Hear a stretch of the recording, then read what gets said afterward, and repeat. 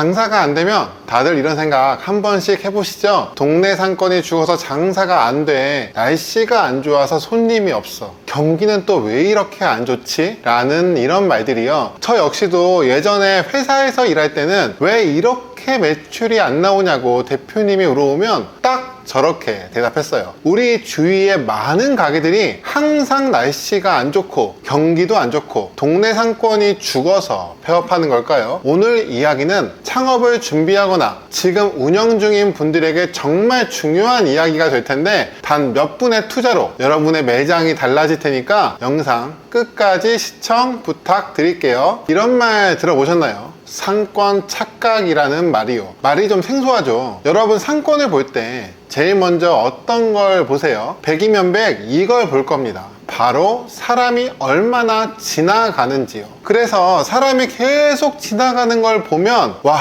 여기 대박이다 하면서 유동인구만 믿고 덜컥 계약을 해버립니다. 저도 프랜차이즈 회사에 있을 때 지나가는 사람만 보고 야, 여기 진짜 대박이구나 했는데 신기하게도 막상 오픈을 해보니 매출이 예상보다 너무 안 나오는 매장을 꽤 많이 봤어요. 매장 앞을 지나가는 사람은 많았는데 이상하게 장사는 잘 안 됐던 거죠. 그러니까 앞으로 상권 분석하러 가면 이 세 가지는 반드시 꼭 확인해 주세요. 첫 번째, 주 고객층의 소비력입니다. 다른 말로는 객단가라고도 하는데 해당 상권의 평균 객단가를 알고 시작하는 것과 모르고 시작하는 거는 결과가 완전히 다릅니다. 두 번째로는 시간대별 소비 패턴을 꼭 봐야 합니다. 오전, 점심, 오후, 저녁, 심야에 어떤 손님이 주로 찾아오는지 봐야 해요. 세 번째로, 이게 정말 중요한데 주변 경쟁 매장 포화도입니다. 카페도 당연히 아메리카노가 주로 나가지만 그래도 컨셉마다 차이가 있잖아요. 이미 비슷한 카페가 여럿 있다면 똑같이 만들어서는 절대 살아남을 수 없겠죠. 이것도 네이버 지도 들어가셔서 위에 보면 카테고리가 있습니다. 여기를 클릭하면 내가 보는 상권에 어떤 가게들이 있는지 다 나와요. 음식점을 클릭하고 카페는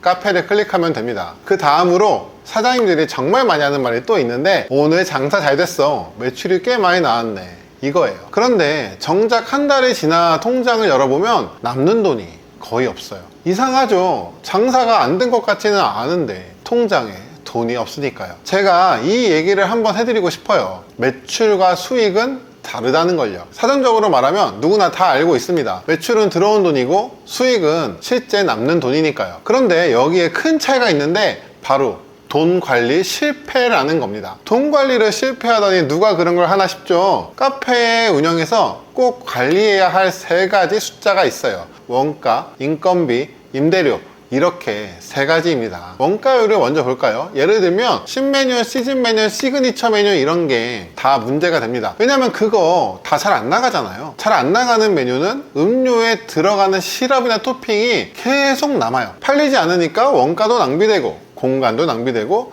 결국 유통기한 지나면 버려지는 거죠. 인건비도 마찬가지예요. 동선이나 매장 시스템을 최적화하지 않은 상태에서 알바나 직원만 늘리면 머릿속에 예상보다 인건비가 더 많이 나가는 상황도 보게 될 거예요. 거기에 임대료 너무 중요하죠. 실제로 상권 보러 가서 예산에 맞는 매물을 보면 진짜 마음에 다 안 들어요. 아니 어떻게 이런 곳에서 장사를 하지? 이런 생각 바로 듭니다. 게다가 내 마음에 드는 곳은 예산을 훌쩍 넘어가 버리고요. 그래서 대부분 그 안에서 타협하고 고르니까 어때요? 시작부터 잘못된 선택을 하게 됩니다. 자, 그럼 어떻게 해야 할까요? 먼저 내가 매장을 만들 지역을 정합니다. 그 다음에 해당 지역을 최소 3개월 동안 매일 보는 거예요. 매일 본다는 게 무슨 말이냐면 네이버 부동산 같은 사이트 계속 보고 실제 매물을 보면 부동산에 전화하고 하잖아요. 미안한 마음에 이렇게 뭐 연락하는 걸 막 피하는 분도 있고 계약을 빨리 해달라고 하니까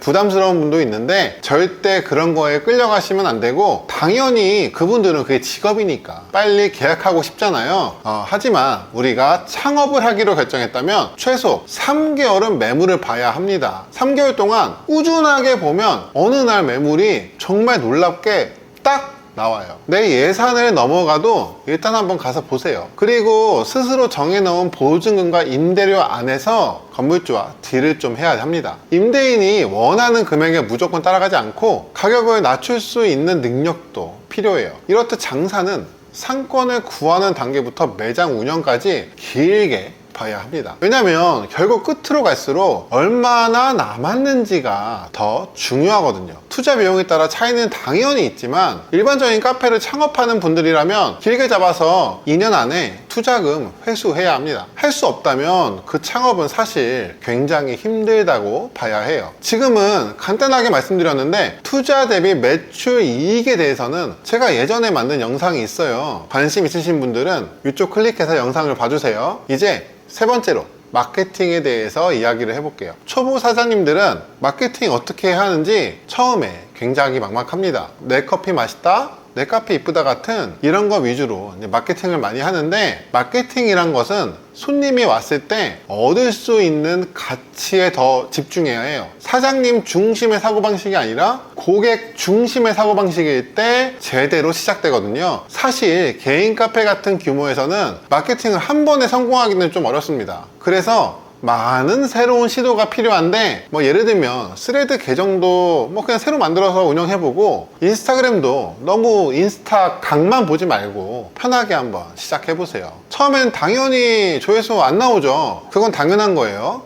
그런데 그것들이 이렇게 쌓여가면서 방향성이란 게 생겨요. 또한 네이버 플레이스에서도 영수증 리뷰와 블로그 리뷰 꾸준히 해주세요. 블로그는 리뷰노트 같은 데서 하면 모집하는데 비용도 안 들잖아요. 이렇게 꾸준히 쌓아가다 보면 바로 그때 기회가 옵니다. 아무것도 안 하면 절대 기회가 오지 않아요. 최근에 제가 컨설팅 했던 곳 한 곳이 꾸준히 마케팅을 하고 나서 인플루언서가 매장 인스타 영상을 촬영하러 왔어요. 이게 30만 뷰가 나오면서 갑자기 매출이 확 올라갔습니다. 이런 기회가 어떻게 온 거예요? 꾸준하게 시도하니까 온 거죠. 그러니까 누구나 할 수 있다는 겁니다. 가끔 마케팅을 돈으로 하면 된다는 분도 있는데 물론 불가능한 건 아니죠. 하지만 어떠한 최적화 같은 게 안 되어 있는 상태에서 아무리 광고에 돈을 써서 마케팅을 해도 그건 잘 되기 좀 어려워요. 왜냐면 손님이 찾아와도 단발성으로 끝나면 매출 상승에 도움이 안 되잖아요. 중요한 건 손님을 한 번 오게 하는 힘이 아니라 손님이 계속해서 오고 싶게 만들어야 합니다. 이런 건 맛, 인테리어, 서비스, 온 오프라인의 소통이 모두 어우러질 때 만들어져요. 자, 오늘 영상 어떠셨나요? 이번 영상은 굉장히 광범위한 많은 이야기를 해드렸는데 그 중에 이거 하나만은 꼭 기억해 주세요. 망하는 이유는 어떠한 환경 탓이 아니라는 걸요. 경기가 안 좋고 사람도 없고 날씨가 안 좋을 수는 있지만 이런 것만 가지고 내 가게가 안 된다고 핑계대면 안 된다는 겁니다. 물론 너무 안 좋은 상권, 커피도 모르는 상태에서 오픈하면 변수가 많긴 합니다만, 그럼에도 사장님이 손님들을 오게 만들기 위해서 정말 새로운 시도를 많이 해본다면 새로운 길이 그때 보일 거예요. 더 깊은 고민과 실행력을 꼭 해보시길 바라며, 결국 기본이 지킨 카페만이 살아남는다는 걸 기억해 주시기 바랍니다. 제 채널인 처방전은 앞으로도 사장님들이 살아남을 수 있도록 현실적인 조언과 구체적인 처방을 드릴 거예요. 손님이 계속 찾는 카페, 그 길을 저와 함께 찾아갔으면 합니다. 오늘 내용이 좋으셨다면 구독, 좋아요, 알림 설정 부탁드리며, 지금까지 여러분의 창업 멘토 처방전이었습니다. 감사합니다. 다음에 또 다른 영상으로 찾아뵐게요. 안녕.